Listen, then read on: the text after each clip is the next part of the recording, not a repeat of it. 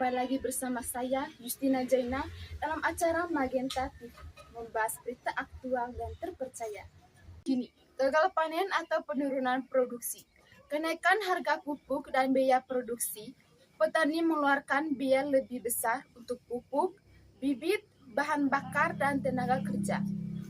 Petani harus menaikkan harga jual agar tidak rugi. Masyarakat berpenghasilan rendah, mereka paling terasa terbebani karena beras merupakan makanan pokok utama dan sebagian besar pendapatan mereka digunakan untuk memenuhi kebutuhan pokok. Kenaikan harga beras mulai terlihat pada pertengahan 2020, khususnya sejak bulan Juni hingga saat ini.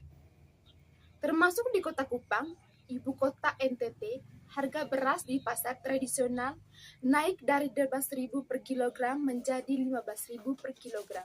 Bahan baku dan transportasi naik, produsen menaikkan harga jual supaya tetap untung. Contohnya, harga pupuk atau BBM naik, ongkos produksi beras ikut naik. Mengetahui bagaimana tanggapan masyarakat, saya sudah terhubung dengan rekan saya Metin di lokasi.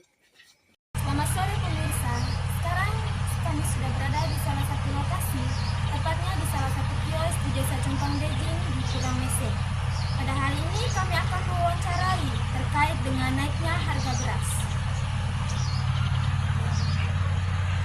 Baik, sebelum saya mewawancarai kakak, saya mengizinkan kakak untuk memperkenalkan diri kakak terlebih dahulu. Saya Yunita. Baik, terima kasih. Baik, sekarang kami akan bertanya mengenai mengapa sampai harga beras saat ini mulai meningkat. Baik, pertanyaan yang pertama, apa penyebab utama naiknya harga beras? Gagal panen atau penurunan produksi, kenaikan harga pupuk dan biaya produksi, petani mengeluarkan biaya lebih besar untuk pupuk, bibit, bahan bakar, dan tenaga kerja meningkat. Petani harus memikirkan harga jual agar tidak rugi. Terima kasih. Pertanyaan yang kedua, siapa yang paling berdampak oleh kenaikan harga beras tersebut? Masyarakat penghasilan rendah, mereka paling terasa terbebani karena beras merupakan makanan pokok utama dan sebagian besar pendapat mereka digunakan untuk membeli kebutuhan pokok. Baik, pertanyaan yang ketiga, di mana daerah yang mengalami kenaikan harga beras paling tinggi? Termasuk di salah satu desa kami, letaknya di Pramese. Harga beras di pasaran bisa naik dari 12 kilo ke 15 kilo. Pertanyaan yang keempat, kapan harga beras mulai mengalami kenaikan?